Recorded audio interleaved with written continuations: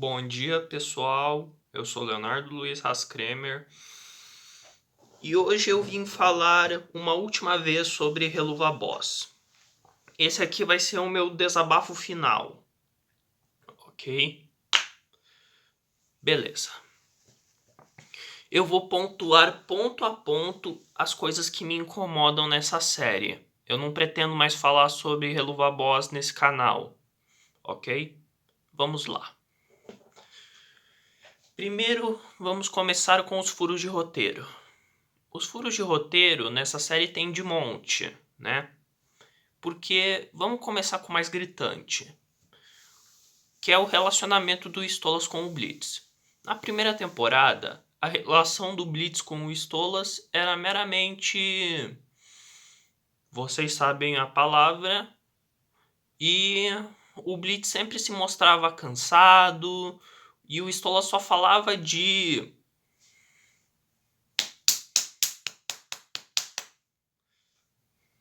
vocês entenderam. E então, e de repente em Uzi simplesmente mudaram isso, sabe? Mudaram isso para fazer com que o Stolas sempre esteve apaixonado pelo Blitz. Nós víamos ele interessado no Blitz como atração carnal, mas amor aí não me desce. Sim.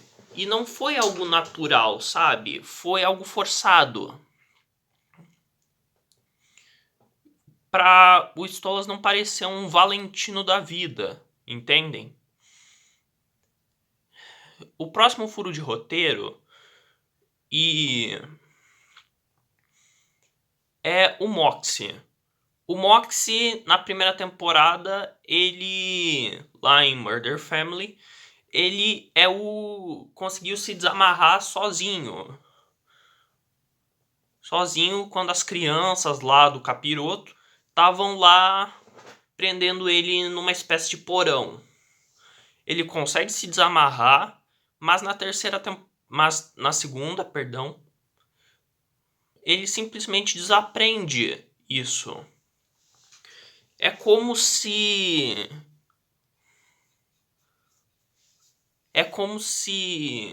na parte lá do episódio 3, eu acho, onde ele tá sendo amarrado pelo Crimson e forçado a se casar com o Chess, é como se ele tivesse desaprendido a como se desamarrar. É estranho. Agora, esses são só os que eu percebi, tá? Nessa série tem o de monte. Tem de monte. Vamos lá. Agora, uma coisa que me incomoda em Helluva Boss é que ela é mestra em tirar coisas do completo nada. Do completo nada. Por quê? Querem exemplos? Ok. A transformação da Luna em cismas. Eu não sei de onde tiraram isso. Tiraram, eu acho que do Furico. A gravidez da Millie simplesmente tiraram do nada. O amor do Stolas pelo Blitz, sim, também foi tirado do nada, sendo que o Stolas só falou de coisas sexuais com o Blitz uma temporada toda.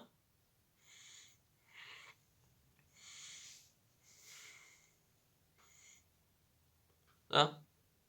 E muito mais, cara. Ah, e tem outro furo de roteiro, que é a Stella saber que o Stolas estava dando o Grimório pro Blitz para que eles fossem na Terra mandar os outros de Vasco. E eu tenho uma pergunta. Como ela sabe disso? O Stolas contou pra ela ou ela mesma deduziu? Porque as duas são bem ruins e um furo de roteiro a mais. Vocês escolhem aí nos comentários. Tá. Os vilões. Os vilões são extremamente ruins e mal feitos. A única coisa que eles têm de bom é um design legal. Porque assim, sim, a Stella, ela não serve pra nada na história. A gente já tem o Anderfalos e ela não era necessária. Se você vai criar um personagem, apresente ele primeiro, não seu ajudante. O Anderfalos também não é lá muito legal. Ele apanhou de um bando de pé rapados. O Striker, que ficou esquecível, jogado de escanteio. O Crimson, que...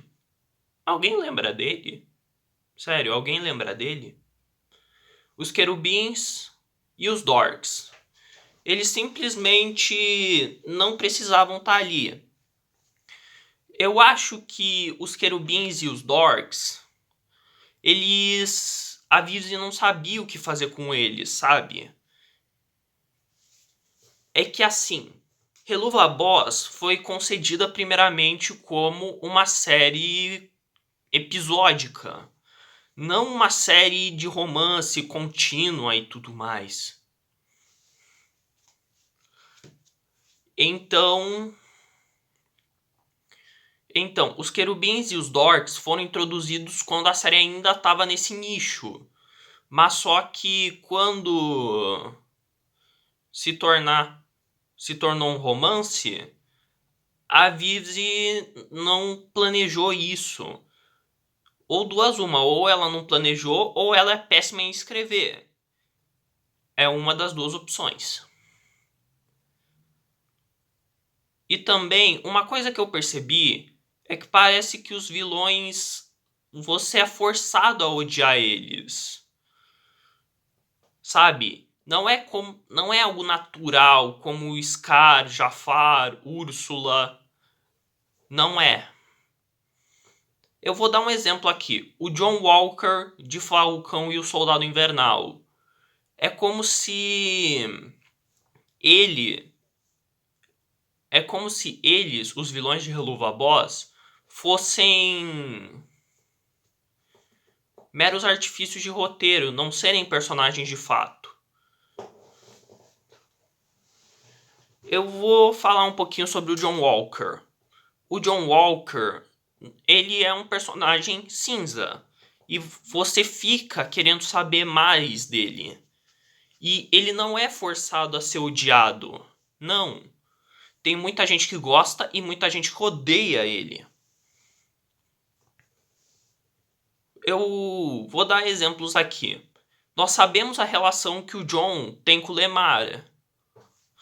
Nós sabemos que ele tentou fazer o trabalho dele direito e que ele mandou de Vasco um terrorista.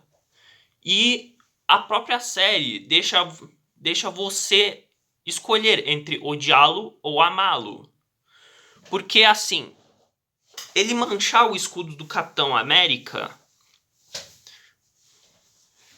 é algo errado, mandar de Vasco sempre será errado, mas era um terrorista que mandou de Vasco não sei quantas pessoas. Então, isso nos bate para refletir, sabe?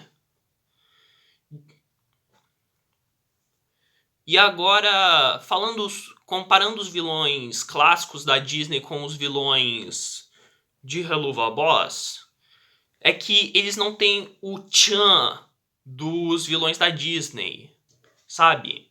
Os vilões da Disney faz você querer saber mais sobre eles. A galera ficando bravinha aí que os vilões não são mais pura maldade, mas tem que fazer bem feito. Você tem que fazer bem feito um vilão pura maldade. Porque hoje em dia, vilão que é mal, que quer dominar o mundo só porque é mal, só serve pra piada. Pra fazer piada. Tipo o João Trombeta. Então, o Miguel O'Hara, o Lobo do Gato de Botas, o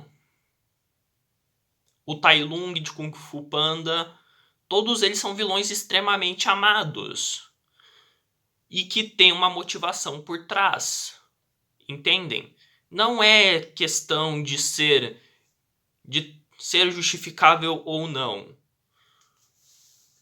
É uma questão de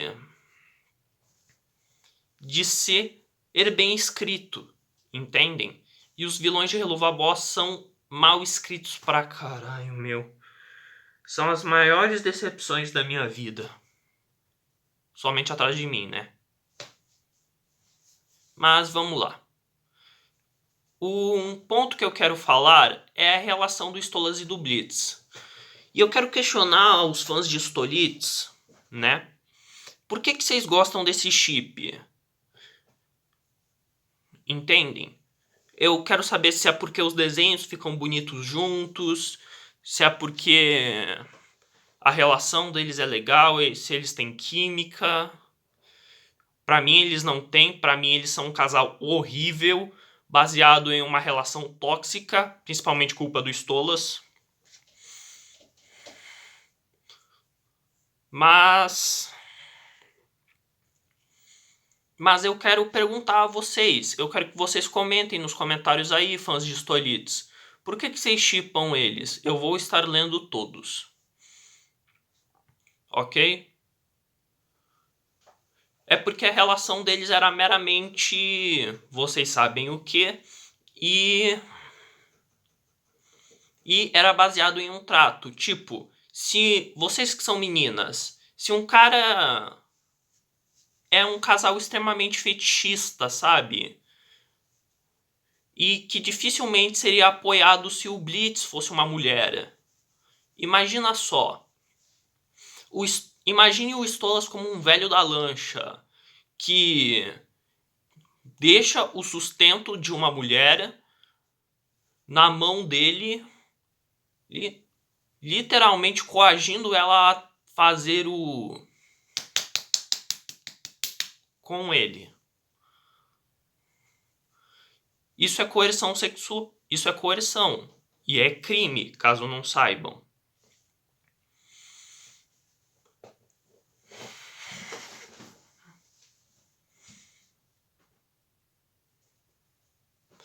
Então,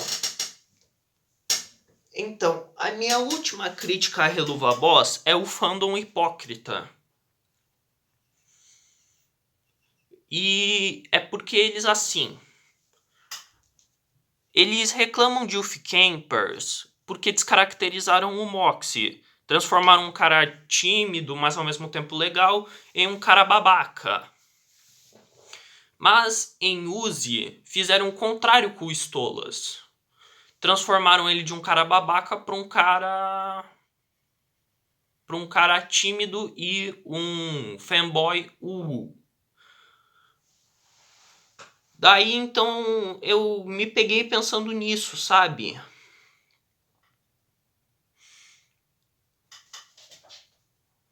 Então qual que é o problema aqui? E eu vi que o fandom é bem hipócrita, porque eles não ligam pra uma história boa, vilões bem construídos, eles só ligam pra fanservice. Normal ter um fanservice, isso é normal, mas não pode ter só fanservice, né? Tem que ter uma boa história primeiro. E a história de Helluva Boss não é lá muito boa. Bem, pessoal, acho que isso é tudo. E até mais, pessoal. Deem like, comentem. Eu vou estar lendo tudo. E dando coraçãozinho em todos. Até mais.